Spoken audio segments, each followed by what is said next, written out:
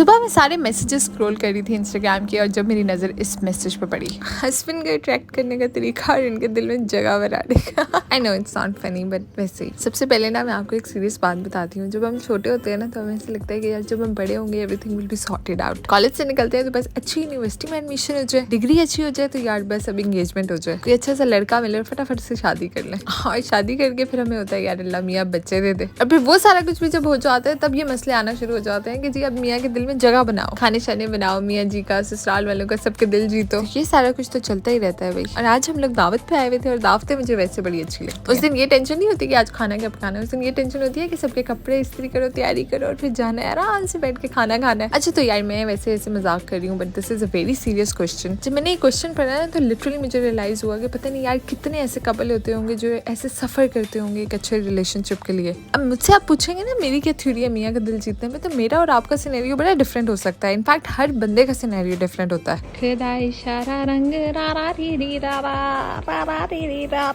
वो सारी डिटेल्स मैं आपको आगे बताती हूँ, लेकिन लाहौर जब भी जाते हैं ना आइसलैंड के देवले तो आए है कमाल।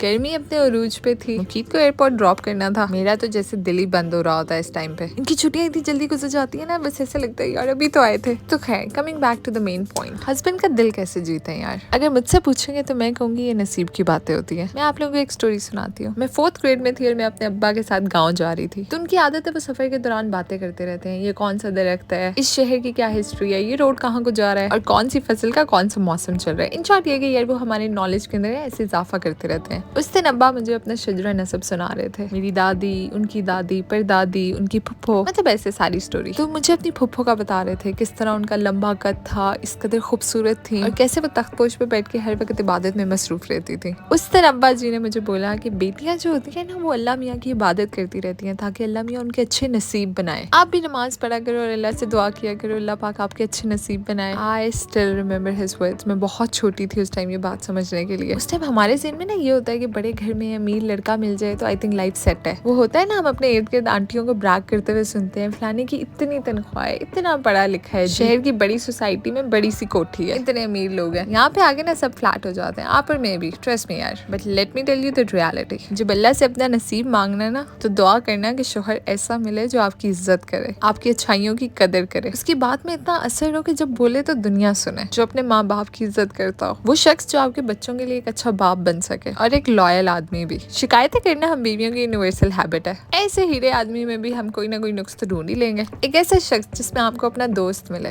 ऐसा दोस्त जिससे आप हर बात शेयर कर सकते हो, ये सोचे बगैर कि ही विल जज me, the person who is gonna be your mentor, your travel partner. अब उस शख्स के दिल में जगह कैसे बनाए? नियत साफ रखो, दिल साफ रखो। रिलेशनशिप में एक्सप्रेसिव होना is also very good thing. मतलब ये क्या बात हुई कि कभी तारीफ ही नहीं की? क्यों नहीं की भाई? हम दोनों तो ऐसे एक दूसरे को चुप के रखते हैं। आई ग्रू अप विद 2 ब्रदर्स, मतलब मेरे बड़े 2 भाई हैं। तो मैं उनको नोटिस करती थी जब उनकी शादी का टाइम आया ना तो वो जो नुक्स निकालते थे या वो जो हैबिट्स उनको लड़कियों में अच्छी लगती थी ना तो मैं ऑब्जर्व करती थी। जैसे मैं आपको मजीद फैजी भाई की बात सुनाती हूँ। वो पहले जमाना होता था ना, हमने ब्लीच वगैरह की होती थी तो मुंह पे गोल्डन बाल होते थे। मुझे कहते मुझे लड़कियां इतनी बुरी लगती हैं गोल्डन बालों वाली जिनके चेहरे पे होते हैं। यहाँ तक एक दफा मुझे कहते हैं मैं तो लड़कियां उनके पैरों से जज करता हूँ। बड़े नखरे थे भाई उस बंदे के, अब तो माशाल्लाह बड़े चेंज हो गए हैं। तो खैर मैं बड़ा ऑब्जर्व करती थी कि इनको कौन सी बातें ट्रिगर करती हैं। अब जो मेरी ऑब्जर्वेशन है ना उसके कुछ पॉइंट्स मैं आपको बता देती हूँ। हर वक्त कंप्लेंट्स करने वाली और रोने धोने वाली बंदियां किसी को नहीं पसंद आती। अगर आपको मसले हो भी रहे हैं ना तो कोशिश करो कि यार उनको ऐसे ना प्रेजेंट करो कि आप हर वक्त ही शिकायती टट्टू बने हुए हो। शादी से पहले मैं एक दफा बाल गोल्डन करवा के आई और मैंने तो घर आते ही ऐसे फूट फूट कर रोना शुरू कर दिया अपने दोनों भाइयों के सामने। और वो ऐसे कोई नहीं थे कि पैम्पर करने वाले, उसने कहा पहले तो रोना बंद कर, बाद में तेरी अगली कोई बात सुनूंगा। तो फिर मुझे समझ में आई अच्छा यार रो के नहीं बात मनवाई जा सकती। तो पॉइंट नंबर 1 यार रोना धोना शिकायतें लगाना ये सारा जरा कम करो।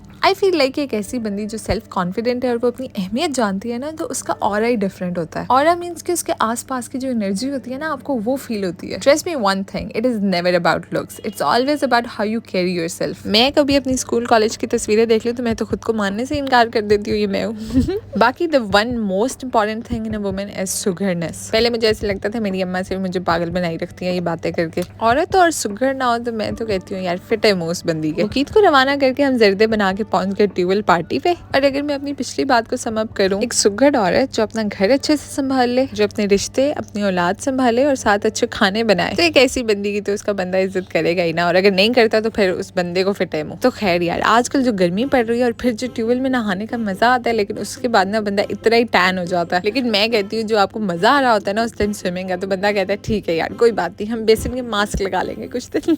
हम तो आए दिन एक नए ट्यूबवेल पे पहुंचे होते हैं। मुल्तान के अंदर कोई अच्छा वाटर पार्क तो है नहीं। अब यहाँ पे ऐसे खूबसूरत से मोर फिर रहे थे। और खैर अभी चौंसा तो आया नहीं है, लेकिन कोई नहीं, हम अनवर लटोर से काम चला लेते हैं। उस दिन इतनी मैंने कोशिश की ना मुझे बैक फ्लिप मारनी आ जाए, लेकिन मैंने कहा दफा कराओ, कोई नहीं, मुझे डाइव मारनी आ गई ना, यही बहुत है। डबल शर्टें पहन के हम पहुंच जाते हैं पानी में, और उसके बाद बस रेसे लगाई रखो एक साइड से दूसरी साइड पे। लेकिन सूरज भी बड़ा जालिम है भाई, वो कहते हैं ना रुलते गए हैं लेकिन चस बड़ी आई है। रंग तो चढ़ जाएगा लेकिन पानी में नहीं पता लगता। तो खैर बाकी ये थकावट भी कुछ नहीं होती। 2 पैनाडोल की गोलियां, 1 कप चाय, बेहतरीन इंतजाम हो जाता है।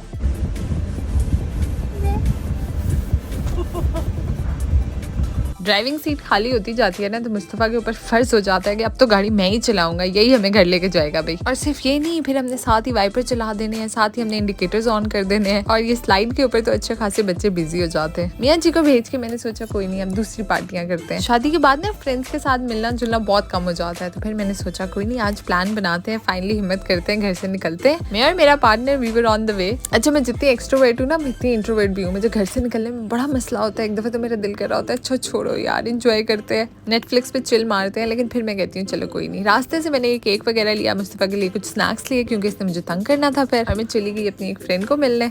और टू बी ऑनेस्ट मैं हमेशा ये सोचती हूँ कि यार सिर्फ घर से निकलना मुश्किल होता है, बाद में आप इतना एंजॉय करते हो ना, इनफैक्ट वापसी पे आप ज्यादा फ्रेश फील कर रहे होते हो। सारे दिन की गॉसिप्स, दोस्तों के साथ बैठ के जरा बंदा दुख सुख करके आए। फिर हम 2-3 फ्रेंड्स इकट्ठी हुई थी, हम लोगों ने खाना शाना खाया। मुस्तफ़ा साहब को ईदी मिली जो कि उसकी अम्मा ने कब्जा कर लेना है। और जिस दावत में खाने के बाद मीठा नहीं होता, मुझे तो ऐसे लगता है मैंने तो कुछ खाया ही नहीं। और मीठे में अगर फलूदा हो तो ओए होए, इससे भी अच्छी कोई चीज़ होती है भला।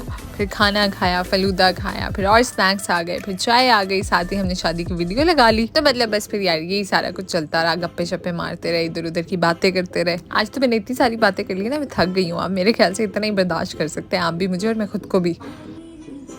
इनकी बेगम तो दिखा, बहुत प्यारी लग रही है। वलीमे में देखी, वलीमे में साड़ी पहनी है मैंने।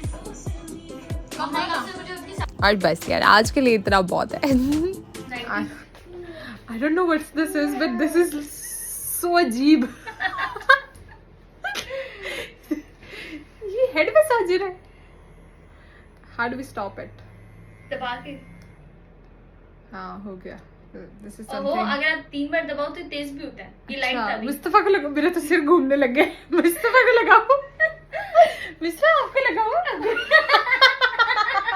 मुझे लग रहा है केक भाग गया। Mustafa look at this.